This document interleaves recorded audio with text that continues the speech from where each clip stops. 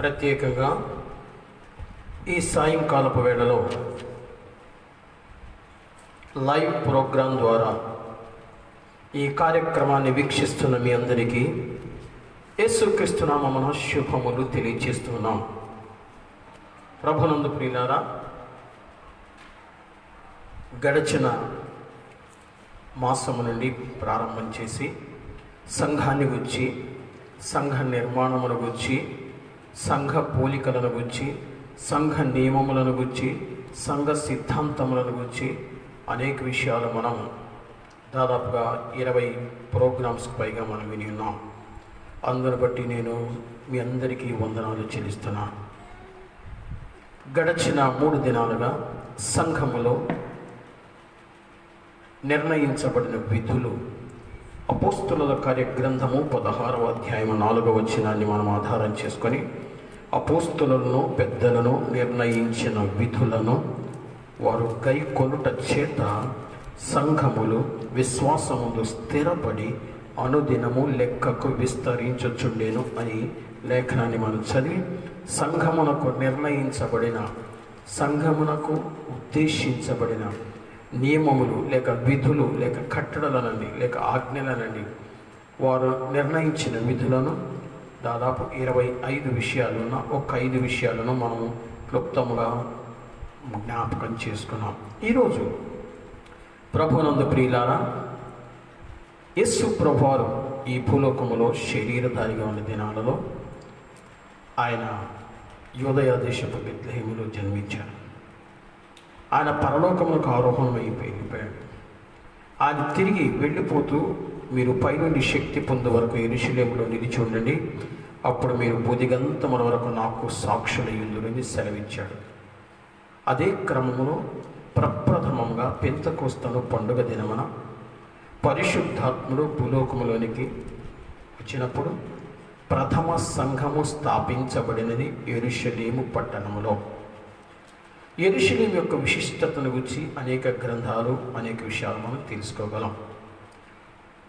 యెరూషలేములో ప్రప్రథమంగా ఆ పండుగకు వచ్చిన దాదాపుగా 17 రాష్ట్ర ప్రజలు, 17 విభిన్నమైనటువంటి జాతులు కలిగిన ప్రజలు గ్రంథస్థం చేయబడ్డాయి.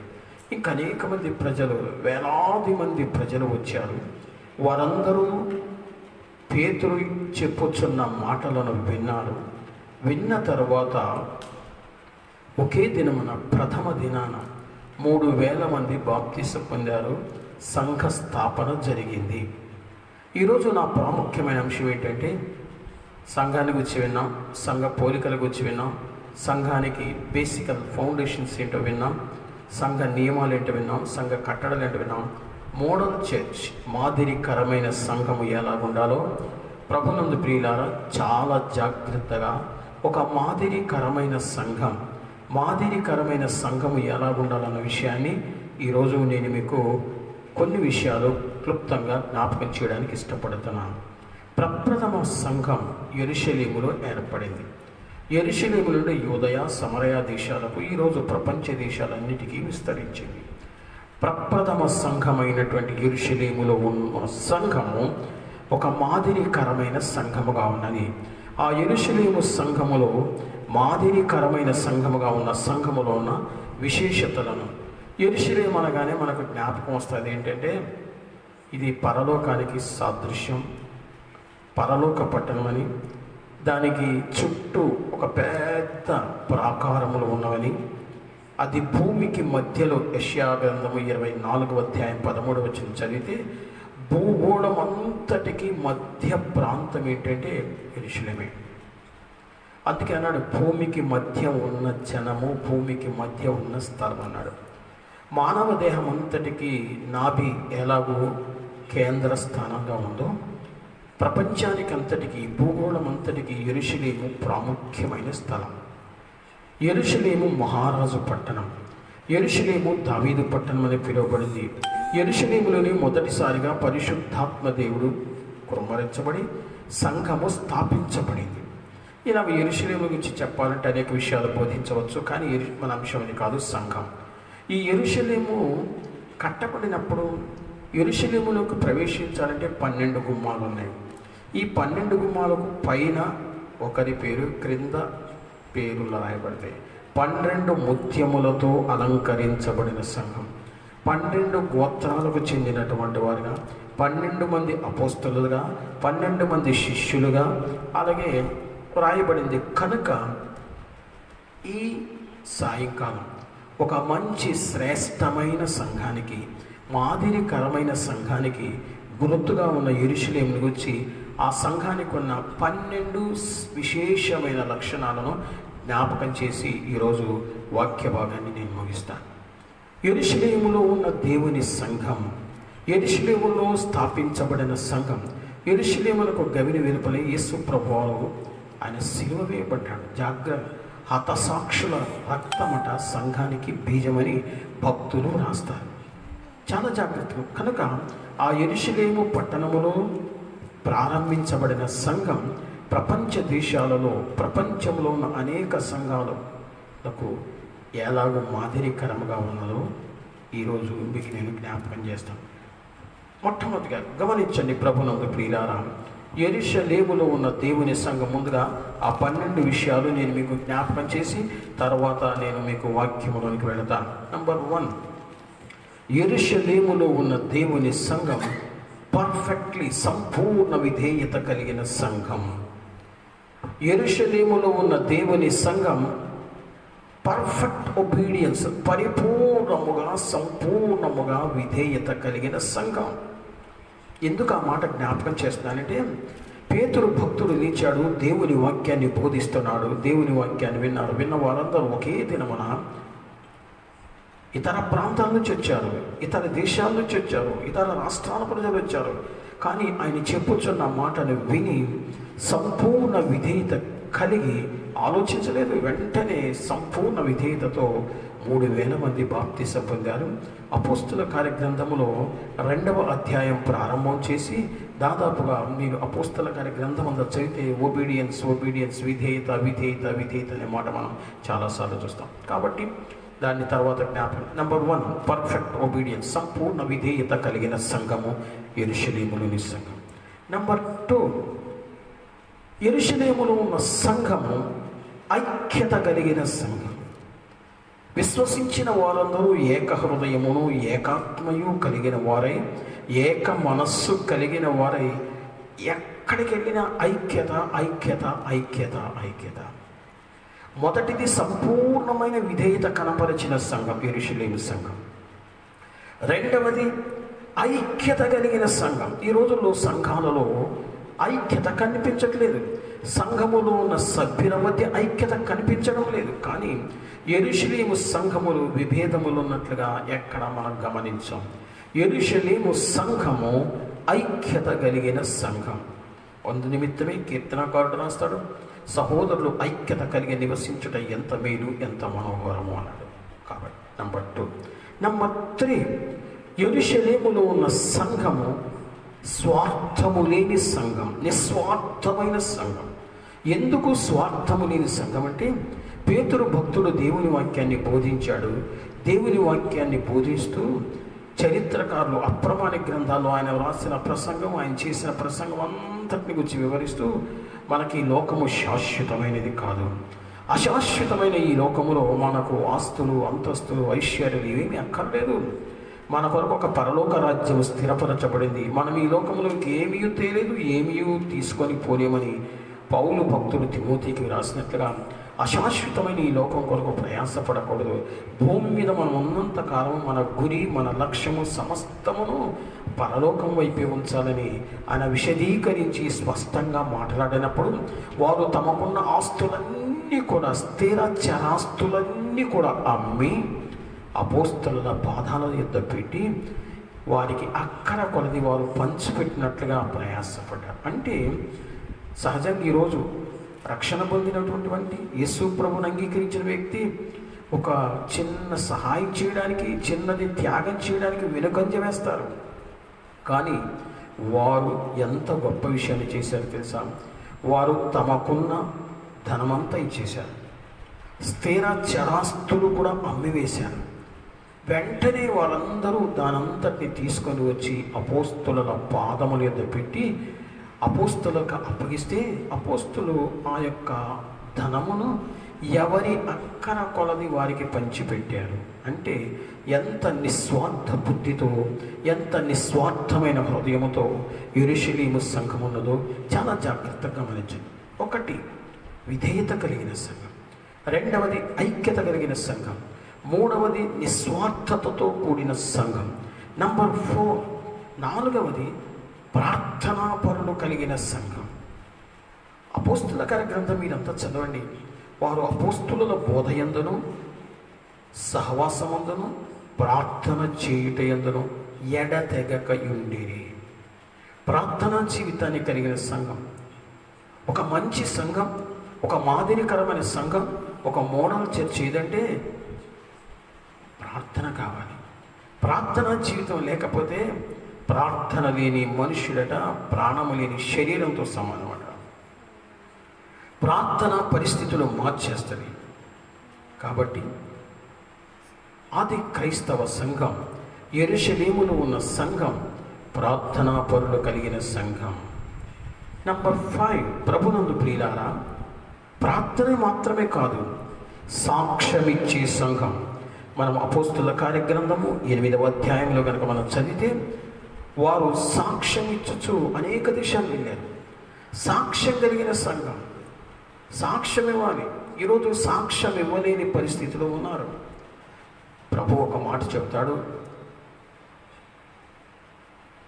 నన్ను గూర్చి, నా మాటల గూర్చి చెప్పడానికి ఎవరు సిగ్గుపడతారో పరలోకమందు కూడా నేను వారి గురించి సిగ్గుపడతానంటాను.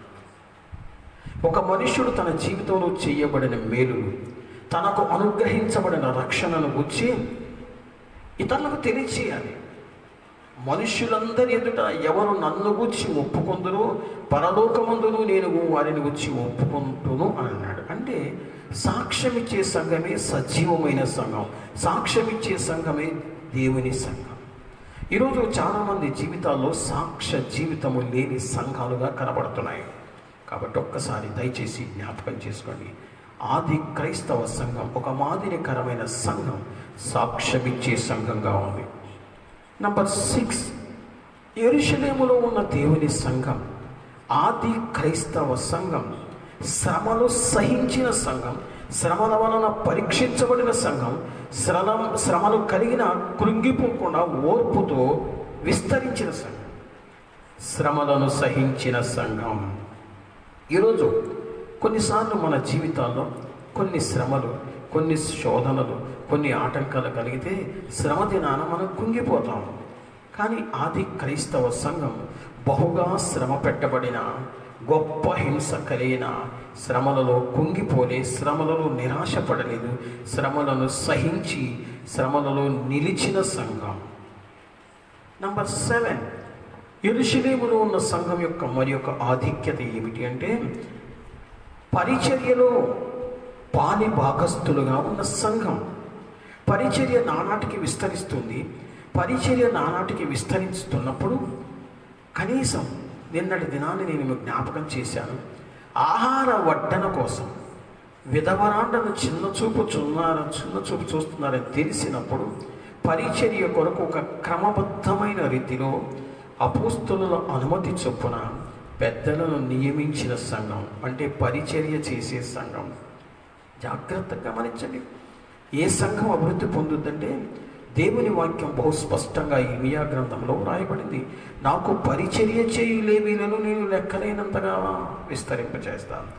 దేవునికి పరిచర్య చేసే సంఘము, దైవజనులకు పరిచర్య చేసే సంఘము, లోకానికి పరిచర్య చేసే సంఘము ఏదైతే ఉంటుందో చాలా జాగ్రత్తగా గమనించండి. ఒకటి, దేవునికి పరిచర్య అంటే దేవుని ఆరాధించే సంఘము. రెండవది, దైవజనులకు పరిచర్య చేసే సంఘం అంటే దైవజనులు గౌరవించి వారి కష్ట సుఖాల్లో పాలిభాగస్తులుగా ఉండే సంఘం. నంబర్ 3, లోకానికి పరిచర్య చేసే సంఘం, లోకానికి సాక్ష్యం ఇవ్వాలి, లోకానికి సువార్త ప్రకటించడానికి ఉండే సంఘం కావాలి. ఈ విషయాన్ని అపోస్తలుడైన పౌలు ఫిలిప్పీలోని పరిశుద్ధులకు రాస్తూ ఒక మాట అంటాడు, అవును నిజమైన సహకారి, వారు నాతో కూడా సువార్త పనిలో ప్రయాసపడినారు గనుక వారి పేర్లు జీవగ్రంథమందు వ్రాయబడింది. ప్రభువులకు పరిచర్య చేసినటువంటి వారిని గురించి ఎక్కడైతే ఏ స్థలములైతే సువార్త ప్రకటించి అక్కడల్లా ఈమె పేరు ప్రశంసించబడుతుందని ఒక స్త్రీని వచ్చి ప్రభు ప్రస్తావన చేశాడు. ఒక స్త్రీ విధవరాలు, పేదరాలు అయినా పరిచర్యలో పారిభాగస్తురాలుగా ఉండుట కొరకు తన రాబడి అంతటి నుంచి కానుక వేసింది. ఆమెను గూర్చి గ్రంథస్థం చేయబడింది. ఈ రోజు వరకు ఆమెను జ్ఞాపకం చేసుకుంటున్నాం. అంటే పరిచర్యలో పారిభాగస్తులుగా ఉండే సంఘం ఒకటి. అది అపోస్తల కార్యం 6వ అధ్యాయంలో పరిచర్య కొరకు మాత్రమే కాదు, ప్రభు తన్ను పిలిచిన పని కొరకు పంపిన సంఘం. అదే విషయంలో పరిచర్యకు పౌలును బర్నబాను నేను పిలిచిన పని కొరకు పంపమంటే సంఘమంతా 3 దినాలు ఉపవాసం ఉండి ప్రార్థించి వారిని అభిషేకించి పంపించింది పరిచర్యకు. కాబట్టి ప్రియులారా, నంబర్ 7, పరిచర్యకు విస్తరణ కొరకు ప్రయాసపడింది, సహాయపడింది, పంపించిన సంఘం యెరూషలేములో. నంబర్ 8వ విషయం ఏంటంటే, యెరూషలేములో ఉన్న దేవుని సంఘం విశ్వాసమందు స్థిరముగా నిలిచి ఎదిగిన సంఘం. విశ్వాసములో నిలిచింది, విశ్వాసంలో నిలబడ్డది స్థిరంగా. ఎన్ని కష్టాలు, ఎన్ని శోధనలు, ఎన్ని శ్రమలు, ఎన్ని ఆటంకాలు, ఎన్ని అవరోధాలు కలిగినా విశ్వాసములో స్థిరముగా నిలిచిన సంఘం అది. ఈరోజు మనం చూస్తాం స్వల్పమైనటువంటి శోధనలు, స్వల్పమైనటువంటి కొన్ని ఆటంకాలు, ఇవి కలగగానే ఏం చేస్తారు? విశ్వాసించి తొలగిపోతారు. విపరీతమైన వాదనలు కలగగానే విశ్వాసించి తొలగిపోతారు. కానీ విశ్వాసమందు స్థిరముగా నిలిచి ఎదిగి ఫలించిన సంఘం అది. అందుకే కీర్తనాకారుడు ఒక మాట రాస్తాడు, యెహోవా యందు నమ్మిక ఉంచువారు కదలక నిత్యము నిలుచు సియోను కొండవలె ఉందురన్నాడు. కొన్ని గ్రంథాల్లో రాయబడింది యెహోవా యందు నమ్మిక అని తెలుగు బైబిల్లో తర్జుమా చేయబడింది. కానీ యెహోవా యందు దేవుని యందు విశ్వాసం ఉంచువారట యెరూషలేములోని కొండలు కదలక, యెరూషలేములోని ప్రజలు కదలక, యెరూషలేములో ఉన్నటువంటి వారు కదలక నిత్యము ఎలాగో స్థిరంగా నిలబడ్డారో అలాగే ఉంటారంట. అందుకే అన్నాడు, వీరి విశ్వాసముకు స్థిరముగా నిలిచిన వారుగా కనబడుతున్నారు. కాబట్టి విశ్వాసములో స్థిరమైనటువంటి వారుగా, బలమైన వారుగా, ఎదిగేటటువంటి వారుగా ఉన్నారు. నంబర్ 9, 9వ విషయం ఏంటంటే, యెరూషలేములో ఉన్న సంఘము, యెరూషలేములోని సంఘము విస్తరించిన సంఘం. ఏ విషయాల్లో విస్తరించింది తర్వాత మనం ధ్యానం చేస్తాం. నంబర్ 1, వ్యక్తిగత జీవితాలు అంతరంగిక ఎదుగుదల. ప్రతి మనుష్యుని క్రీస్తు యేసునందు సంపూర్ణునిగా చేసి ఆయన ఎదుట నిలబెట్టాలని పౌలు భక్తుడు కొలసీ క్రైస్తవ సంఘానికి ఎలాగో రాస్తున్నారో, అలాగనే ప్రతి మనుష్యుడు, ప్రతి విశ్వాసి, దేవుని సన్నిధికి వచ్చిన ప్రతి మనుష్యుడు సంపూర్ణతలోనికి ఎదగడానికి ప్రయాసపడిన సంఘం యెరూషలేము సంఘం. రెండవది, సంఖ్యలో ఎదిగింది. చాలా జాగ్రత్తగా గమనించండి. ప్రారంభంలో 3000, తర్వాత కొన్ని దినాలకు 5000, తర్వాత అనేకులు, తర్వాత లెక్కకు మించి అని దినదినము సంఖ్యలో ఎదిగిన సంఘం. ఒకటి వ్యక్తిగతంగా ఎదిగిన సంఘం, సంపూర్ణతలోనికి ఎదుగుదలకు ప్రయాసపడిన సంఘం.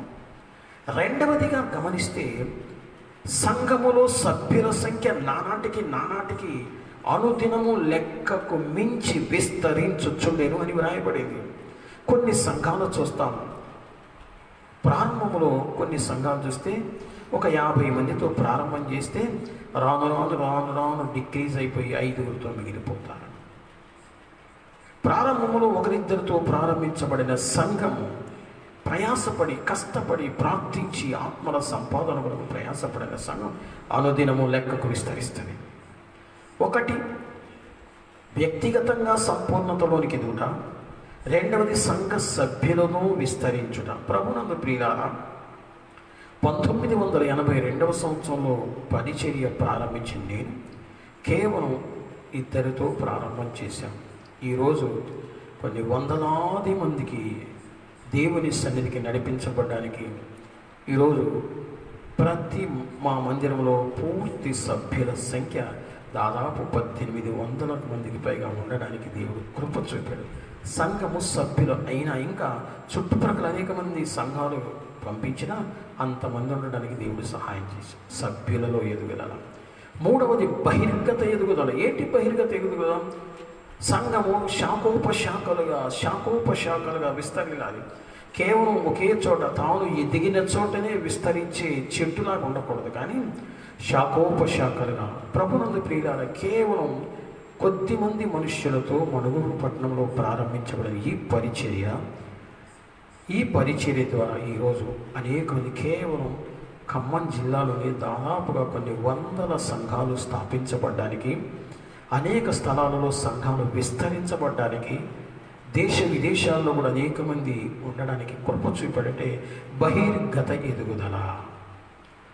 యెరూషలేము సంఘం కూడా ప్రారంభంలో యెరూషలేములో ప్రారంభించబడిన సంఘం యూదయ, సమరయ, దేశ విదేశాల్లో విస్తరించింది. కాబట్టి ఒక మాదిరికరమైన సంఘము విస్తరించే సంఘముగా ఉండాలి. నంబర్ 9. నంబర్ 10 ఏంటంటే యెరూషలేములో ఉన్న దేవుని సంఘం, యెరూషలేములో ఉన్నటువంటి దేవుని సంఘం జీవించే సంఘం. ఈరోజు జీవము లేని సంఘాలు చాలా ఉన్నాయి. పరిశుద్ధాత్మ దేవుడు యోహాను భక్తుని ద్వారా ఒక లేఖ రాస్తూ, నీవు జీవించుచున్నావన్న పేరు మాత్రమున్నది, కానీ నీవు మృతుడవే. అంటే చచ్చిపోయినటువంటి జీవము లేని సంఘాలు ఉన్నాయి. నీవు జీవిస్తున్నావన్న పేరుంది, కానీ మృతుడవే. జీవించడానికి క్రమబద్ధమైన రీతిలో క్రమమైన ప్రార్థన ఉండాలి, క్రమమైనటువంటి విధులను ఆచరించాలి. యేసు ప్రభువారు ఒక మాట అన్నాడు, నా శరీరము తిని నా రక్తము త్రాగువాడు నిత్య జీవము కలవాడు, వాడు ఎల్లప్పుడూ జీవించును. కొన్ని సంఘాలలో క్రమబద్ధమైనటువంటి పద్ధతి, క్రమము, దేవుడు నియమించిన నియమాలను పాటించడం లేదు. నేను ఒక ప్రాంతానికి వెళితే, ఒక ప్రాంతంలో వారు దాదాపు 1 year అయిపోయింది, సంవత్సర కాలం అయిపోయింది, కానీ ప్రభు వల్ల పాటించే అలవాటు లేదు. అప్పుడు నేను అడిగాను ఆ దైవ సేవకుడు, అయ్యా, మనం క్రమముగా జీవించాలంటే, బలము, శక్తి, ఆరోగ్యం కలిగి జీవించాలంటే ప్రతిరోజు దినమునకు కనీసం మినిమం 2 times అన్న 2 సార్లు భోజనం చేస్తున్నాం కదా. మరి వారమంతట్లో దేవుడు నిన్ను కనికరించి కొన్ని సంఘాలు క్రమంగా ప్రతి దినము పాటించారు, కొన్ని సంఘాలు క్రమంగా వారానికి ఒకసారి పాటించారు. కనీసం మీ వెసులుబాటును బట్టి అనుకోదు, కనీసం నెలకొక్కసారైనా ప్రభు బలలో పాల్గొని క్రమము మీకుందా అన్న మాట్లాడలే. కానీ ఆది క్రైస్తవ సంఘం యొక్క పరిస్థితి చూస్తే నాకే కొన్నిసార్లు చాలా అనిపిస్తుంది. వారు అనుదినము ప్రతిదినము ఇంటింటా కూడుకొనొచ్చు రొట్టె విరిచి, ఎవ్రీడే, ప్రతిరోజు. వారు అంత విశ్వాసములో స్థిరముగా బలముగా నిలిచి ఉండడానికి గల కారణం ఏంటి? ఎన్ని శ్రమలు కలిగినా తట్టుకోవడానికి గల శ్రేష్టమైన కారణం ఏంటంటే అనుదినము, ప్రతిదినము. ఈ ప్రతిదినము అనే మాట, ప్రతిదినము దేవుని సన్నిధికి వచ్చేవారు. అపోస్తుల కార్య గ్రంథములో కనుక చదివితే ప్రతిదినము ఇంటింటా కూడుకొచ్చు, ప్రతిరోజు ప్రార్థనలు ఉన్నాయి. ప్రతిరోజు అపోస్తుల కార్య గ్రంథము 5వ అధ్యాయం 42వ వచనం చూస్తే, అంతకు మునిపే వారిని పిలిచారు, ప్రకటించకూడదని గద్దించారు, హెచ్చరించారు, వారిని భయపెట్టారు. అయినను వారు ప్రతిదినము ఇక్కడ ఒక మాట రాయబడింది, వారు అప్పటికే అవమానమునకు పాత్రులని ఎంచబడినా వారు సంతోషించుచు మహాసభ నుంచి వెళ్ళిపోయారు. ఇక మీద మీరు సువార్త ప్రకటించకూడదు, సువార్తను చాటకూడదు బాబు అని వారిని గట్టిగా హెచ్చరించి, గద్దించి, భయపెట్టి పంపినా వారు సంతోషంతో వెళ్ళిపోయారు. వెళ్ళిపోయిన పిమ్మట చూడండి, ప్రతిదినము అపోస్తలుల కార్యగ్రంథము 5వ అధ్యాయము 42వ వచనం బహు స్పష్టంగా రాస్తుంది, వారు ప్రతిదినము దేవాలయములో ఇంటింటా మానక బోధించుచు. ప్రతిదినము, ఎవ్రీడే, ప్రతిరోజు దేవాలయం. ఈరోజు నేను మిమ్మల్ని ఒక ప్రశ్న వేస్తున్నాను, ప్రభునందు ప్రియమైన దేవుని బిడ్డలారా. ప్రతి దినము వారు ఎటువంటి అలవాటు చేసుకున్నారంటే, ఎటువంటి మాదిరికరమైన అలవాటు చేసుకున్నారంటే, వారు ఎక్కడికి వెళ్ళినా, ఏ ప్రాంతానికి వెళ్ళినా స్థానికంగా ఉన్న ప్రతి ఒక్కరు, యెరూషలేములో ఉన్న ప్రతి ఒక్కరూ దేవుడు వారిని కనికరించి, దేవుడు వారిని ప్రేమించి, దేవుడు వారికి ఆయుష్కాలను ఇచ్చాడు కనుక నేను ఒక మాట చెప్తున్నా, జాగ్రత్తగా గమనించి. ప్రతిరోజు ఎటు వెళ్ళాలన్నా, ఏ స్థలానికి వెళ్ళాలన్నా, ఎవ్రీడే వారికి ఒక శ్రేష్టమైన అలవాటు ఉందంటే, కనీసం దేవుని మందిరములోనికి అడుగుపెట్టి చిన్న ప్రార్థన చేసుకొని, ఒక చరిత్రకారుడు రాస్తారు, యెరూషలేము వారికట ప్రతిరోజు దేవుని మందిరాన్ని చూసే అలవాటు ఉందట, దేవుని మందిరంలో అడుగుపెట్టే అలవాటు ఉందట, దేవుని మందిరంలో మినిమం ఒక 5 minutes అయినా ప్రార్థన చేసుకొని వెళ్ళిపోయేవారట. అంత శ్రేష్టమైన అలవాటు ఉంది. ఈ అలవాటు, ఈ వాక్యాన్ని నేను చదివిన తర్వాత నేను మా సంఘానికి కూడా ఒక విషయం బోధించాను. మీరు ఎంతటి ప్రమాదకరం సంభవించినా, ఎటువంటి వారైనా ప్రతిరోజు కనీసం ప్రతిదినము ఒక్కసారైనా దేవుని సన్నిధికి వచ్చి అట్లా మోకరించి చిన్న ప్రార్థన చేసుకోవాలి వెళ్ళాలని నేను ఉపదేశించినప్పుడు అనేక మంది దేవుని మందిరానికి వచ్చి ఎంత రాత్రి అయినా, ఎంత ఆలస్యమైనా దేవుని మందిరంలోకి వచ్చి కొన్ని నిమిషాలు ప్రార్థన చేసుకుని వెళతారు. ఇది యెరూషలేములో ఉన్న దేవుని సంఘం యొక్క శ్రేష్టమైన అలవాటు. ప్రియులారా, చాలా జాగ్రత్తగా గమనించండి. యెరూషలేములో ఉన్న వారు జీవము కలిగిన దేవుని సంఘంగా ఉన్నారు. కారణం అందుకన్నాడు అపోస్తులైన పౌలు, సంఘాన్ని జీవము కలిగిన సంఘం అన్నాడు. పౌలు తిమోతికి లేఖ రాస్తూ, జీవము గల దేవుని సంఘములో జనులు ఎలాగో ప్రవర్తించాలో, జీవము గల దేవుని సంఘంలో జనులు ఎలాగో ఉండాలంటూ తిమోతికి రాసిన మొదటి పత్రిక 3:15 జ్ఞాపకం చేస్తూ ప్రవర్తించాల్సిన విధానాన్ని గురించి మీరు చెప్పండి. ఆ సంఘము జీవము కలిగిందా ఉండాలి కానీ జీవము లేని నిర్జీవమైన సంఘముగా ఉండకూడదు అని బోధిస్తున్నాడు. ప్రియులారా, జీవము కలిగిన దేవుని సంఘం, జీవించే సంఘం. కారణం, ఎవ్రీడే ప్రతిరోజు దేవుని సన్నిధికి వచ్చేవారు, క్రమముగా ప్రభు బలను పాటించేవారు, క్రమముగా సాక్ష్యం ఇచ్చేవారు. ఇటువంటి శ్రేష్టమైన అలవాటు ఉంది కనుక దేవుని వాక్యం చెబుతుంది, జీవము కలిగిన దేవుని సంఘం. 11వ వారిలో ఉన్న 11వ శ్రేష్టమైన లక్షణాన్ని మీకు నేను జ్ఞాపకం చేస్తాను. ఆ యెరూషలేములో ఉన్న దేవుని సంఘం యొక్క అత్యంత శ్రేష్టమైన లక్షణం ఏంటయ్యా అంటే, వారట ఇతరులకు సహాయపడే సంఘం, ఇతరుల కొరకు సహాయపడే సంఘం. మీరు అపోస్తుల కార్యగ్రంథము 11వ అధ్యాయంలో మీరు 26 నుంచి 27 నుంచి 29 వరకు చదివితే, అగబు అనే ఒక ప్రవక్త వచ్చాడు.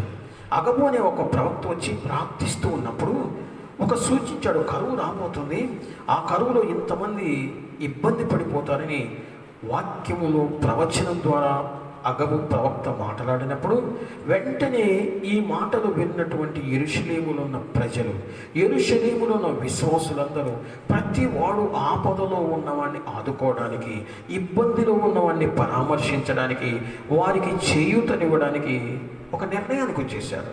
వారు నిశ్చయించుకొనిన కొలది దైవజనుల యొక్క ఆ ధనాన్ని సమకూర్చి బర్నబాను, పౌలును ఆ ప్రాంతానికి పంపించి వారికి సహాయం చేశాడు. అంటే నిజమైన భక్తి, శ్రేష్టమైన భక్తి, ఒక సంఘము చేయాల్సిన పని ఏంటి అంటే ఇతరుల కొరకు సహాయపడే సంఘంగా ఉండాలి, ఇతరులకు ఇబ్బందులు పరామర్శించే సంఘంగా ఉండాలి. ప్రభునందు ప్రియులారా, చాలా జాగ్రత్త. కొన్ని సంవత్సరాల క్రితం ఈ మణుగూరు ప్రాంతానికి ఒకసారి ఐజిఎం మిషన్ వారు ఒరిస్సా రాష్ట్రంలో కొద్దిమంది బహు ఇబ్బందిగా ఉన్నారని తెలియచేసినప్పుడు ఒక దైవజనుడు మా ప్రాంతానికి వచ్చాడు. అయ్యా, మా ప్రాంతంలో ఈ ప్రజలు ఈ విధంగా ఇబ్బంది పడిపోతున్నారు, ఈ విధంగా అనేక మంది దేవుని పిల్లలు చాలా కష్టాలు, శ్రమల్లో ఉన్నారన్నాడు. వెంటనే ఆ విషయాన్ని ఆ రోజు ఆయనకు వాక్యోపదేశానికి సమయం ఇచ్చాం. సమయం ఇచ్చిన తర్వాత ప్రత్యేకమైన కానుక, అప్పుడు మేము సంఘానికి ఒక మాట చెప్పాం, అయ్యా మీరు వీటిగా చేస్తే మంచిది అని. ఈ లేఖన భాగాన్ని చూచి, యెరూషలేములో ఉన్న మాదిరికరమైన సంఘాన్ని చూచి దాన్ని గురించి కొన్ని విషయాలు బోధించినప్పుడు దాదాపుగా ఆ రోజు పెద్ద మొత్తంలో ధనము సమకూర్చబడిన వెంటనే సంఘములో ఉన్న సభ్యులందరి ఎదుట ఆ దైవజనునికి ప్రార్థన చేసి వారికి అప్పగించాం. ఇది పద్ధతి, ఇది క్రమము. అంటే ఒక క్రమబద్ధమైనటువంటి సహాయం చేసే సంఘమే యెరూషలేములో ఉన్న దేవుని సంఘం. చివరిదిగా నేను ఇంకొక విషయాన్ని జ్ఞాపకం చేస్తాను. అపోస్తలులు నిర్ణయించిన విధులను తూచా తప్పకుండా గైకొనిన సంఘం. అపోస్తలులు ఏ నిర్ణయం చేసినా అది కఠినమైనదైనా, ఇబ్బందికరమైనదైనా, ఆటంకకరమైనదైనా, శ్రమకరమైనదైనా అపోస్తలులు ఒక కట్టడి చేసి మీరు వెళ్ళవద్దు అంటే వెళ్ళలేదు, అంతే. మీరు ఈ పని చెయ్యాలంటే చేశారంతే. అంటే దైవజనులను గౌరవించిన సంఘం, దైవజనులను గౌరవించి సన్మానించిన సంఘం, దైవజనులపై తిరుగుబాటు చేయని సంఘం. ఎందుకు ఈ మాట చెప్తున్నాను? జాగ్రత్తగా గమనించండి. అననీయ సఫీరా అనేవారు వచ్చారు. అందరూ తమ తమ ఆస్తులను అమ్మి తీసుకుని వచ్చేసారు. అపోస్తలుల పాదాల దగ్గర పెట్టారు. అననీయ సఫీరా అనేవారు కూడా ఆస్తులు అమ్మారు, కానీ కొంత దాచుకున్నారు. పరిశుద్ధాత్మకు దాచిపెట్టలేదు కదా, వింతేనంటే అంతే అన్నారు. వెంటనే ఆమె చనిపోయింది. అదే చనిపోతే మిగిలిన వారితో ఎంత అన్యాయం! కొంత దాచుకున్నందుకు ఈ దైవజనుడు ఇలా మాట్లాడతాడా? మిరియాము కేవలం సనిగింది. మిరియాము సనిగిందండి. దైవజనుడి మీద తిరుగుబాటు చేసిన వారు కోరహు, దాతాను, అభిరాములు ఉన్నారు. దైవజనుడు చేయాల్సిన పని వాళ్ళే చేసిన వాళ్ళు కొద్దిమంది ఉన్నారు. దైవజనుల పట్ల ప్రవర్తన వెంటనే ఒక్క మాట మాట్లాడేవాడు. మరలా వచ్చేశారు. తన భర్త కూడా, ఎందుకు నువ్వు ఏకీభవించావు, పరిశుద్ధాత్మను ఎందుకు మోసపుచ్చడానికి మీరు ఏకీభవించారని గద్దించాడని ఇమ్మీడియట్ ఆయన కూడా చనిపోయాడు. చనిపోయినప్పుడు, అయ్యో దైవజనుడా, నీకు అసలు కనికరం లేదే, నీకు అసలు జాలి లేదే అని సంఘమైన వారు ఎవరన్నా సనిగారంటే ఎవ్వరు సనగలే, ఎవ్వరు గొనగలే, ఎవ్వరు తిరుగుబాటు చేయలే. ఇదేంటంటే ఇట్లా అంటాంలే. సంపూర్ణమైనటువంటి పరిపూర్ణమైనటువంటి దైవజనులను గౌరవించే లక్షణం ఉంది. కానీ అపోస్తలులు నియమించిన కట్టడలకు విధేయత చూపి లోబడువారుగా ఉన్నారు, కానీ విధులను గైకొనేవారుగా ఉన్నారు. కానీ ఏ మాత్రము మాట్లాడలేదు. వెళ్ళు వాళ్ళతో మాట్లాడకూడదంటే మాట్లాడలేంతే. ఈరోజు జరిగేదేంటి? పాస్టర్ గారు అంటాడు, పాస్టర్ గారికి వాళ్ళకి ఉంది, నాకెందుకని విశ్వాసులు పోయి ఇంకొకరితో కాంటాక్ట్లు బాగానే ఉంటాయి. అది క్షేమం కాదు. కాబట్టి ఈ సాయంకాలపు వేళ యెరూషలేములో ఉన్న దేవుని సంఘం ఒక మాదిరికరమైన సంఘం కనుక, ఈ మాదిరికరమైన దేవుని సంఘానికి ఉన్నటువంటి 12 శ్రేష్టమైనటువంటి లక్షణములను నేను మీకు జ్ఞాపకం చేశాను ప్రియులారా. మళ్ళా ఒక్కసారి మీకు జ్ఞాపకం చేస్తాను. నంబర్ 1, సంపూర్ణమైన విధేయత కలిగిన సంఘం, ఐక్యత కలిగిన సంఘం, నిస్వార్థ జీవితమును కలిగిన సంఘం, ప్రార్థనాపరుడు కలిగిన సంఘం, సాక్ష్యమిచ్చే సంఘం, శ్రమలను సహించిన సంఘం. అంత మాత్రమే కాదు, వారు పరిచర్యలో పాలు పంపులు పొంది పరిచర్య కొరకు అనేకులను పంపించిన సంఘము. అంత మాత్రమే కాదు, విశ్వాసములో స్థిరముగా నిలిచి పోరాడిన సంఘం. 9వది, వారు విస్తరించిన సంఘం.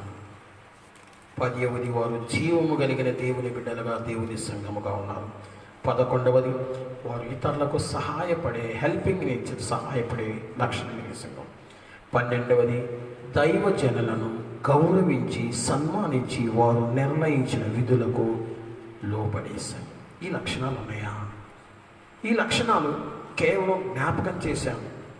ఇటువంటి లక్షణాలు మనం ఉన్నాయా? ఒక్కసారి మనం ఆలోచించేద్దాం. లేకపోతే ప్రభువా, ఈ సాయంకాలపు వేళ ఈ లైవ్ ప్రోగ్రాం ద్వారా కార్యక్రమాన్ని చూస్తున్న నీవు ఎవరైనా సరే, ప్రతి సంఘం, ఎందుకు యెరూషలేము 12 గుమ్మాలు ఉన్నాయి. యెరూషలేము 12 గోత్రాల వారికి ఉన్నాయి. యెరూషలేములు 12 ముత్యాలతో పదిలంగా కట్టబడిందంట. మొత్తంగా జ్ఞాపకం చేస్తాను. 3000 మంది రక్షణ పొందారు, 3000 మంది బాప్తిసం పొందారు. పేతురు భక్తులు లేచాడు. మనమందరూ ఇలాగానే ప్రతి వాడు తమ తమ ఆస్తులను అన్నిటినీ స్థిర చరాస్తులన్నీ తీసుకొచ్చేసారు. అంటే వెంటనే ఇదేంటి, మాకున్న ఇచ్చేయాలట, మాకున్న ఆస్తులన్నీ అమ్మేసేయాలట, మాకున్న భూములన్నీ అమ్మేయాలట, ఇది ఎంతవరకు న్యాయమని ఒక్క మాట మాట్లాడలే. ఆది క్రైస్తవ సంఘం చాలా జాగ్రత్తగా గమనించండి. ప్రభువారు పేతురు నీవు నన్ను నమ్మనగానే వలలు విడిచిపెట్టి వచ్చేసాడు, అంతే. ఈరోజు దేవుని పిలుపుని విన్నటువంటి వారు, దేవుని మాటను విన్నవారు, దేవుని పిలుపుకు లోబడిన వారు, అది ఎంతటిదైనా సరే విడిచిపెట్టి రావాలి. ప్రియులారా, దేవుడు నన్ను కూడా తన పరిచయం కొరకు పిలిచారు. వెంటనే నా ఉన్నతమైన ఉద్యోగాన్ని నేను విడిచిపెట్టి ప్రభు కొరకు నా జీవితాన్ని సమర్పించాను. కనుక దేవుడు ఈరోజు నన్ను ఒక గొప్ప దైవ సేవకుడుగా, ఒక అనేకులకు మాదిరికరంగా ఉండడానికి దేవుడు సహాయం చేశాడు. ఇంకొక విషయం, ఐక్యత. ఎన్ని కష్టాలు వచ్చినా, ఎన్ని ఐక్యత కలగాలి. అయితే ఈ ప్రత్యేకమైన సమయంలో శ్రమలను సహించే సంఘము, శ్రమలను సహించే సంఘం. ఈరోజు శ్రమలను సహించిన సంఘము శ్రమలలో ఏమి చెయ్యాలో, రెండవది విశ్వాసములు స్థిరముగా నిలిచే సంఘం, విశ్వాసములు ఎలా ఉండాలో జ్ఞాపకం చేస్తాం. ప్రభునందు ప్రియులారా, ముందుగా విశ్వాసమందు స్థిరపడిన సంఘము. ఈరోజు 2 విషయాలు మాత్రమే సమయాన్ని బట్టి నేను మీకు జ్ఞాపకం చేస్తాను. అపోస్తుల కార్యగ్రంథము 16th చాప్టర్ 16వ అధ్యాయము 4వ వచనం. కనుక సంఘములు విశ్వాసమందు స్థిరపడ్డాయి, విశ్వాసమందు స్థిరపడి అనుదినము లెక్కకు విస్తరించుచుండెను. విశ్వాసములో ఒక మనుష్యుడు స్థిరపడాలి, విశ్వాసములో ఒక మనుష్యుడు బలపడాలి. విశ్వాసము కలిగిన వ్యక్తి ఏం చేస్తాడు, విశ్వాసం కలిగిన వ్యక్తి ఎలాగో ప్రవర్తిస్తాడో. నిజంగా నాకు విశ్వాసం ఉందని అంటే, విశ్వాసం ఉన్న వ్యక్తి ఏం చేస్తాడు, విశ్వాసకుండే లక్షణంలో వికసించు విశ్వాసము అనేటటువంటి ఒక శ్రేష్టమైన పుస్తకాన్ని నేను రాశాను. ఇప్పటికే వేల కొలది మంది ఆ పుస్తకాన్ని చదివి విశ్వసించేవాడు ఎలాగుంటాడు. నెంబర్ 1, విశ్వసించేవాడు భయపడడు. విశ్వసించేవాడు అస్సలు భయపడడు. కీర్తనాకారుడు ఒక మాట అంటాడు, కీర్తనల గ్రంథములోంచి విశ్వసించితే, నీవు ప్రభునందు విశ్వసిస్తే, కీర్తనాకారుడు ఒక మాట అంటాడు 46వ కీర్తనలో, 46వ కీర్తన, కావున భూమి, 46వ కీర్తన 2వ వచనం, కావున భూమి మార్పు నొందినను, నడి సముద్రములలో పర్వతములు మునిగినను, వాటి జలములు ఘోషించినను, నురుగు కట్టినను, ఆ పొంగునకు పర్వతములు కదిలినను, మనము భయపడము. పొంగునకు పర్వతాలు కదిలిపోతాయట. కావున ఇక్కడ ఒక మాట అంటాడు, ఎంత జాగ్రత్తగా గమనించండి. భూమి మార్పు నొందిన, నడి సముద్రములలో పర్వతాలు మునిగిపోయిన, వాటి జలములు ఘోషించుచు నురుగు కట్టిన, ఆ పొంగుకు పర్వతము కదలిపోయినా దేవుని యందు విశ్వాసం ఉంచేవాడు భయపడడు. అపోస్తలుడైన పౌలు హెబ్రీ క్రైస్తవ సంఘానికి లేఖ వ్రాస్తూ అంటాడు, విశ్వసించి రాజాజ్ఞకు కూడా భయపడలే. దానియేలు రాజాజ్ఞకు భయపడలే. తూర్పు వైపు కిటికీ తెరిచి ముమ్మారు దేవుని ప్రార్థించే లక్షణం కలిగిన వాడు. ఎంత చక్కని విషయం గమనించండి. నిజంగా మన జీవితంలో సర్వశక్తిమంతుడైన దేవునిపై పరిపూర్ణమైన విశ్వాసం ఉంటే, సంపూర్ణమైన విశ్వాసం కనుక మన జీవితంలో మనం కలిగి ఉంటే, విశ్వాసము పట్ల సంపూర్ణ నిశ్చయత కలిగి ఉంటే, సింహపు బోనులో వేయబడిన దేవుని పిల్లలు భయపడలే, అగ్ని జ్వాలల మధ్యలో ఉన్నవారు భయపడలే, సింహపు బోనులో వేయబడిన వారు భయపడలే, చెరసాలలో వేయబడిన వారు భయపడలే. కానీ ఈరోజు ప్రతి స్వల్పమైన అల్పమైన విషయానికి భయపడుతున్నావంటే నీ విశ్వాసిగా ఒక్కసారి ఆలోచన చేసుకో. విశ్వసించేవాడు భయపడడు, నెంబర్ 1. రెండవది, విశ్వసించేవాడు కలవరపడడు. యెషయా గ్రంథము 28వ అధ్యాయము 16వ వచన భాగాన్ని చదివితే, ఆయన విశ్వాసం చూడ ఏమాత్రం కలవరపడడు. ప్రతి లోకములో కలిగే ప్రతి చిన్న చిన్న సంభవాలకు కలవరపడే లక్షణం ఉండదు. ప్రతి చిన్నదానికి కలవరపడిపోదు. అమ్మో అమ్మో అమ్మో, దేవుని చిత్తము లేకపోతే, దేవుని కృప లేకపోతే, దేవుని అనుమతి లేకపోతే నీకేం కాదు. కానీ ఈ రోజుల్లో ప్రతి స్వల్పమైన అల్పమైన అత్యల్పమైన విషయానికే హృదయం కలవరపడుతుంది. యేసు ప్రభు వారి స్వయంగా అన్నాడు, మీ హృదయములు కలవరపడనీయకుడి, దేవుని యందు విశ్వాసం ఉంచడన్నాడు. కాబట్టి నిజమైన విశ్వాసం కలిగిన వాడు, పరిపూర్ణమైన విశ్వాసంలోనికి ఎదిగిన వాడు భయపడడు, కలవరపడడు, సిగ్గుపడడు. పేతురు తన పత్రికలో రాస్తూ ఒక మాట అంటాడు, ఆయన యందు విశ్వాసం ఉంచేవాడు ఏమాత్రం సిగ్గుపడడు. దేనికి సిగ్గుపడ్డావు? సాక్ష్యం ఇవ్వడానికి సిగ్గుపడ్డావు, ప్రభువును గురించి మాట్లాడడానికి సిగ్గుపడడు, ప్రభువును అంగీకరించడానికి సిగ్గుపడడు, ప్రభువును సేవించడానికి సిగ్గుపడడు. కానీ ఈ రోజుల్లో ప్రతి వారికి సాక్ష్యం ఇవ్వడం సిగ్గే, ప్రార్థన చేయడానికి సిగ్గే. దేవుడు ఎంతో గొప్ప మేలులు చేస్తూ ఉంటాడు, ఎన్నో ఎన్నో ఎన్నో మరణకరమైన పరిస్థితి నుంచి కూడా తప్పిస్తాడు. కానీ అయ్యగారు నాకు సిగ్గే అయ్యగారంట. ఈ మధ్యకాలంలో ఆయన చూశాను, దేవుడు బహుభయంకరమైన మరణకరమైన పరిస్థితి నుంచి తప్పించాడు. బాబు సాక్ష్యం చెప్పిన ఆయన అంటే అయ్యగారు నాకు సిగ్గు అయ్యగారు అన్నాడు. ఇంకొక వ్యక్తి తెలుసు, దాదాపు మ్యారేజ్ అయిపోయింది, వివాహం జరిగింది, ఆల్మోస్ట్ 13 years, 13 సంవత్సరాలకు పైబడి అయిపోయింది. చాలాసార్లు కుటుంబంలో నిందలు, శోధనలు అన్నీ కలిగాయి. దేవుని సన్నిధిలో కన్నీరు విడిచి క్రమంగా ప్రార్థించి దైవజనుల చేత ప్రార్థించుకున్నారు. దేవుడు ఆమె గర్భం తెరిచాడు. అమ్మ నువ్వు సాక్ష్యం చెప్పు తల్లి అంటే, అయ్యగారు నేను చెప్పండి, నాకు సిగ్గు, కానీ అమ్మగారిను లేకుంటే చిన్న అయ్యగారిని చెప్పమండి. ఏంటి సిగ్గు? నిజమైన విశ్వాసం కలిగిన వాడు క్రీస్తుని గురించి మాట్లాడడానికి కానీ, సువార్తను ప్రకటించిన పౌలు భక్తుడు ఒక మాట అంటాడు, అయ్యో ఆయన గురించి మాట్లాడడానికి నేనేమాత్రము సిగ్గుపడను, సువార్తను ప్రకటించడానికి నేను సిగ్గుపడువాడను కాను కాను కాను అంటాడు. విశ్వాసులకు ఉన్న 7 లక్షణాల్లో ఒక 3 చెప్పాను. భయపడడు, కలవరపడడు, సిగ్గుపడడు. కాబట్టి అటువంటి విశ్వాసం జీవితంలో వీరట స్థిరంగా నిలబడ్డారు. ఆది క్రైస్తవ సంఘం అనేక శ్రమలు కలిగాయి. చూడండి వారికి ఎటువంటి శ్రమలు కలిగాయో ఇంకొక విషయాన్ని జ్ఞాపకం. అపోస్తుల కార్యగ్రంథము 8వ అధ్యాయం చూద్దాం. అపోస్తుల కార్యగ్రంథము 8వ అధ్యాయం చూస్తే ఇక్కడ ఒక విషయం రాయబడింది. ఆ కాలములో యెరూషలేములోని సంఘమునకు గొప్ప హింస కలిగెను. యెరూషలేములో ఉన్న దేవుని సంఘానికట గొప్ప హింస. హింస వేరు, ఎక్కువ హింస వేరు, గొప్ప హింస వేరు. మచ్ మోర్, మోస్ట్, గొప్ప హింస కలిగిందట. హింస కలగడం వేరు, ఎక్కువ హింసలు కలగడం వేరు, గొప్ప హింసలు కలగడం వేరు.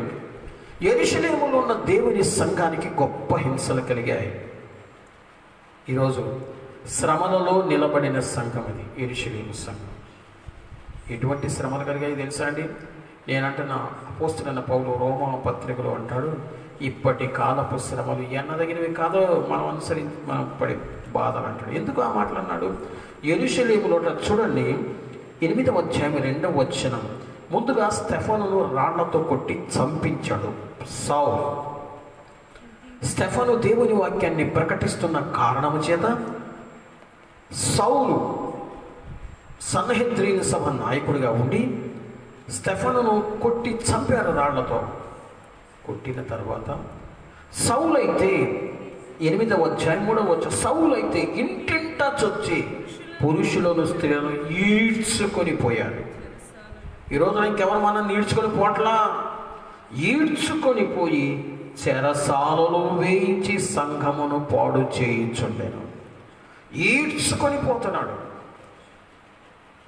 చరిత్రకారులు రాస్తారు, చచ్చిన కుక్కను కనుక ఒక తాడు కట్టి ఒక బండి కట్టి లాక్కెళ్ళినట్లుగా ఆ రోజుల్లో క్రీస్తు ప్రభువును అంగీకరించిన వారు, విశ్వాసులైనటువంటి వారిని కాలుకు తాడుగట్టి పశువులతో లాగిచ్చేసేవాడట. లాగి ఈడ్చుకొని పోతుంటే నేల మీద ఎంత బాధో ఆలోచించండి. అటువంటి భయంకరమైన సౌలైతే ఇంటింట చొచ్చి వారినట ఈడ్చుకొని పోతున్నాడు. అయినా వారి విశ్వాసంలో స్థిరంగా నిలబడ్డారు. శ్రమలను సహించిన సంఘం. ఈ దినమున శ్రమలు కలిగితే మనం ఏం చేయాలి? శ్రమలలో మనకు ఏ సంభవాలు కలుగుతాయో 1-2 విషయాలు జ్ఞాపకం చేస్తాను. శ్రమలు కలుగుతాయి. శ్రమలు చూడండి. నంబర్ 1, శ్రమలు క్రియేట్స్ ఫియర్. శ్రమలు మనకు భయము కలిగిస్తాయి.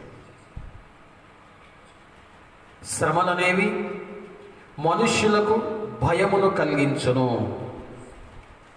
విశ్వాసము ధైర్యం కలిగిస్తుంది. ఆది క్రైస్తవ సంఘాన్ని గమనించండి. బోధించకూడదని చెప్తే సంఘము ప్రార్థిస్తే పేతురు యోహానుల ధైర్యం అట వారు వారు చూసినప్పుడు అబ్బో వీరు విద్య లేని పామరులు కదా ఇలాగ బోధిస్తున్నారేంటి అనుకున్నారు. అపోస్తల కార్యక్రమం 4:31 చూస్తే దేవుని పిల్లలట బహు ధైర్యంగా దేవుని వాక్యాన్ని బోధించాలి. ఎక్కడి నుంచి వచ్చింది ఈ ధైర్యం? శ్రమలు భయమును కలిగిస్తాయి, కానీ విశ్వాసము ధైర్యాన్ని కలిగిస్తుంది. నంబర్ 1. రెండవది, శ్రమలు అభద్రతాభావాన్ని, ఇన్సెక్యూరిటీ. శ్రమలు, అయ్యో నాకేమైపోతుందో నేనేమైపోతానో అని శ్రమలు కలిగినప్పుడు మనుష్యుడు భయముతో ఇన్సెక్యూరిటీ, అభద్రతాభావాన్ని కలిగి ఉంటాడు. కానీ దేవుని యందు విశ్వాసం ఉంచేవాడికి దేవుడు భద్రతనిస్తాడు. యెహోవా యందు భయభక్తులు కలిగిన వానిని దేవుడు సింహపు పిల్లలు ఏమి గలవై ఆకలిగొనినా ఆయన యందు విశ్వాసం ఉంచేవాడు ఏమి కొదవ ఉండదు. మిగిలిన వారు భయపడవచ్చు. దేవుని యందు విశ్వాసం ఉంచేవాడు, దేవుని సన్నిధిలో ప్రార్థించేవాడు, దేవునిపై ఆధారపడే వారితో దేవుడు ఒక వాగ్దానం చేస్తున్నాడు ఈ ప్రత్యేకమైన సమయంలో. ఏంటి ఆ వాగ్దానం? జ్ఞాపకం చేసుకోండి. మిమ్మును ముట్టినవాడు నా కనుగుడ్డును ముట్టినట్లే అన్నాడంతే. అభద్రతాభావాన్ని తొలగించేస్తాడు. దేవుడు ధైర్యం ఇస్తాడు. దేవుని పిల్లలకు ధైర్యం ఉంది. ఏంటి ఆ ధైర్యం అంటే, నేను దేవుని సేవిస్తున్నా, నన్ను ఎవరు ముట్టినా దేవుని కనుగుడ్డును ముట్టినట్లే అనుకున్నాడు. ప్రభునందు ప్రియులారా, అభద్రతాభావాన్ని, ఇన్సెక్యూరిటీ తీసేస్తాడు. మొదటిది భయం ఉండొచ్చు, రెండవది అభద్రతాభావం. నేను 1986 సంవత్సరంలో సువార్త ప్రకటిస్తున్నప్పుడు మిట్టగూడెం అనే ప్రాంతానికి వెళ్ళి సువార్త ప్రకటిస్తున్నాను. వందలాది మంది ప్రజలు ఉన్నారు. ఒక వ్యక్తి వచ్చాడు, నన్ను దూషించాడు, చొక్కా పట్టుకున్నాడు, కొట్టడానికి వచ్చాడు. ప్రభువా, నన్ను కొట్టిన వాడు నిన్ను దూషించినట్టు, నన్ను ముట్టినవాడు నీ కనుగుడ్డను ముట్టాడు, నీ చిత్తం ఆయన అన్నానంతే. ప్రార్థన చేశాను, నేనేం భయపడలేదు. అంత ప్రభుకు అప్పగించే దేవుడు చూసుకుంటాను. కొన్ని దినాలు కాలేదు. దేవుని ముట్టుకుంటే, దేవుని కనుగుడ్డను ముట్టుకుంటే దేవుడు ఊరుకుంటాడా? దేవుని ఉగ్రత మనిషిని వెళ్ళికి వచ్చింది. ఈ లోకాన్ని విడిచిపెట్టి వెళ్ళిపోయాడు. ప్రియులారా, దేవుని పిల్లలారా, దైవ జనాంగమా, మనల్ని ముట్టాడు అంటే దేవుని కనుగుడ్డను ముట్టినట్టే. నంబర్ 3, శ్రమలు ఏమి చేస్తాయి? శ్రమలు మనుష్యునికి స్ట్రెస్, ఒత్తిడిని కలుగజేస్తాయి. ఈరోజు అనేక మంది శ్రమల కాలంలో చిన్న చిన్న స్వల్పమైన విషయాలు కలిగినప్పుడు కొంచెము శ్రమ కలగానే ఒత్తిడి ఎక్కువైపోతుంది. ఒత్తిడికి లోనైపోతాం. కొన్ని కుటుంబాల్లో ఏదైనా నష్టం సంభవిస్తే, ఏదైనా ప్రాణాపాయం కలిగి ప్రాణం కోల్పోతే ఒత్తిడి వచ్చేస్తుంది, స్ట్రెస్ వచ్చేస్తుంది. నేనంట నిజమైన విశ్వాసులు ఈ ఒత్తిడికి లోనవరు. ఎందుకు తెలుసా? ఈరోజు కాకపోతే మనకంటే ముందుగా దేవుని వాక్యం చెప్తుంది, కురీడు చూడకుండా నీతిమంతులు కొనిపోకూడదు. మనకంటే ముందుగా వారు ఈ లోకాన్ని విడిచిపెట్టి వెళ్ళిపోయారు. వారిని గురించి మనం చింతించాల్సింది, దుఃఖపడాల్సింది అవసరం లేదు. మనం కూడా ఒకనొక దినాన్ని దేవుని సన్నిధికి వెళ్ళిపోతాం. మనం కూడా ఒకనొక దినాన్ని దేవునితో సదాకాలం ఉండడానికి కొనిపోబడదు. ధైర్యంతో ముందుకు సాగాలి. కానీ నిజమైన విశ్వాసం కలిగిన వారు, నిజంగా విశ్వాసములో జీవించేవారు నష్టం కలిగినా, శ్రమ కలిగినా, ఇబ్బంది కలిగినా ఒత్తిడికి లోను కారు. అందుకే ఒక దైవజనుడు ఒక మాట అంటాడు, చితి అనేది ఒక్కరోజే కానీ చేస్తుంది, కానీ చింత అనేది రోజు రోజు చంపుద్దట మనిషిని. చితి అనేది ఒక్కరోజు మాత్రమే ఆ మనిషిని కాల్చి బూడిద చేసేస్తుంది. కానీ మనిషికి దిగులు, చింత, విచారం అనేది రోజు రోజు కాలుస్తుంటాడు. ఎంత విచారం! శ్రమలు భయాన్ని కలిగిస్తాయి.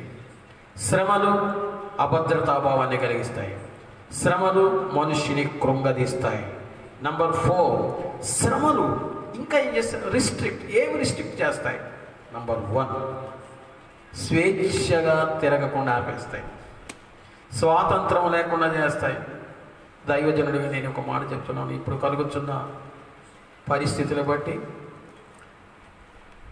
ప్రతిరోజు ఏదో ఒక ప్రాంతానికి వెళ్ళి సువార్త ప్రకటించేవాడిని.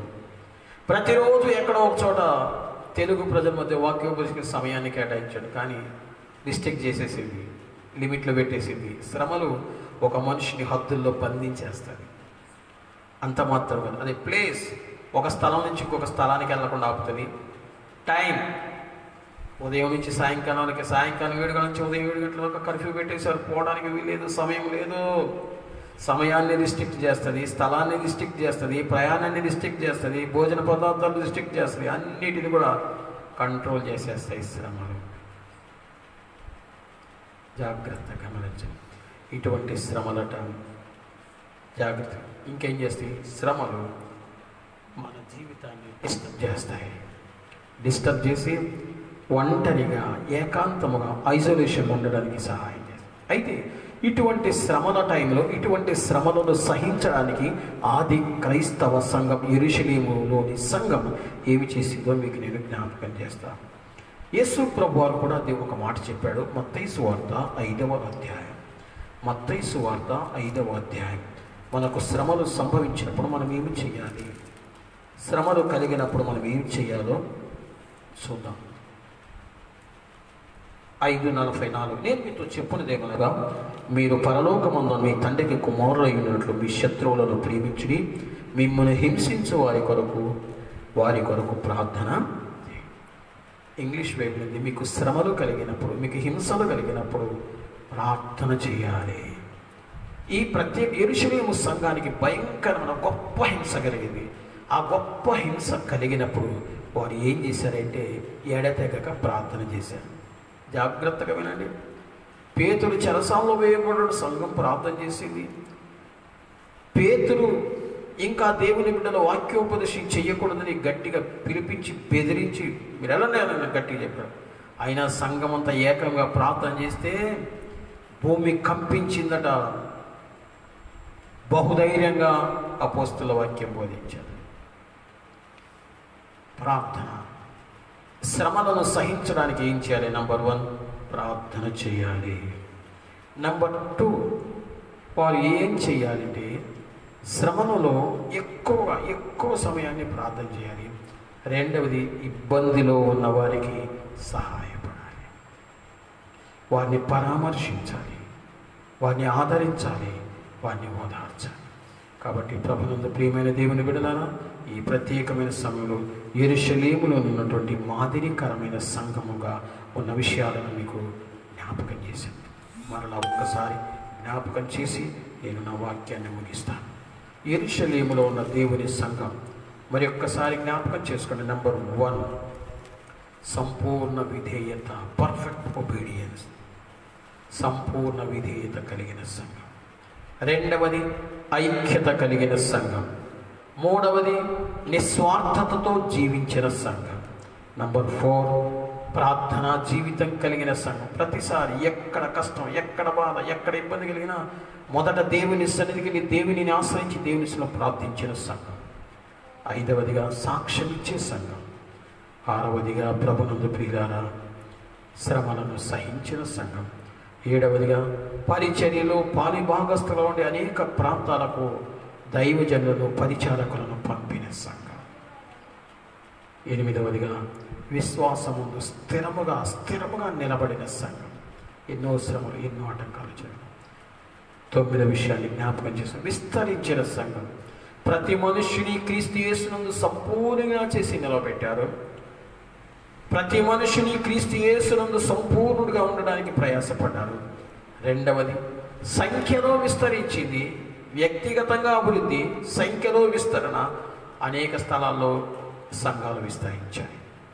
కాబట్టి జీవము గల దేవుని సంఘం ఇలా ఉన్న ఈ సాయంకాలం యెరూషలేములో ఉన్న మాదిరికరమైన సంఘం 12 శ్రేష్టమైన లక్షణాలను మనం జ్ఞాపకం చేసుకున్నాం. అటువంటి లక్షణాలు కలిగిన సంఘముగా దేవుని పిల్లలుగా మనం ఉన్నామా?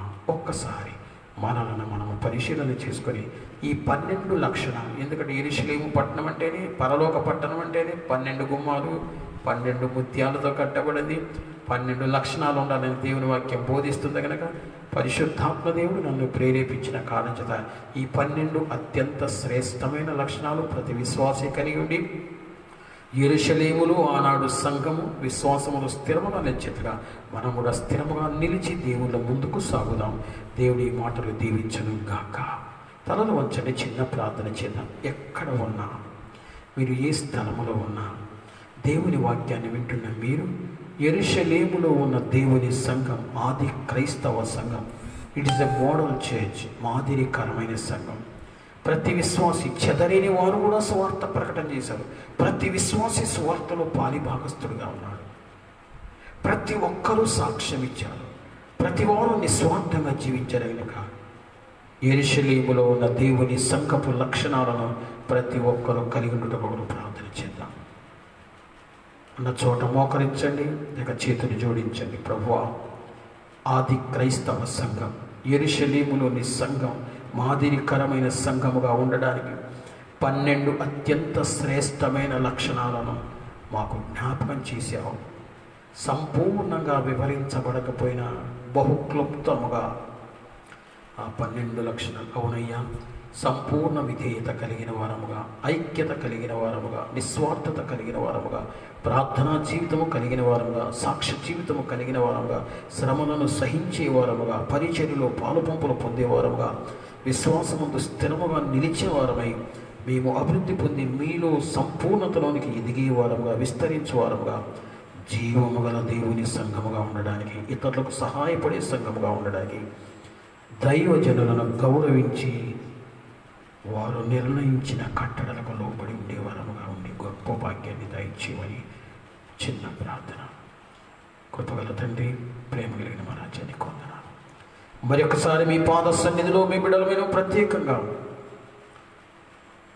మాదిరికరమైన సంఘం, మాదిరికరమైన విశ్వాసి ఎలాగుండాలో ఈ రాత్రికాలం యెరూషలేము సంఘాన్ని గురించి, ఆది క్రైస్తవ సంఘాన్ని గురించి నాతో, మాతో, మా అందరితో మాట్లాడినందుకు వందనాలు తండ్రి. ఈ కార్యక్రమాన్ని చూస్తున్న ప్రతి ఒక్కరూ యెరూషలేములోని సంఘ సభ్యుని వలె కొనసాగుదురు గాక.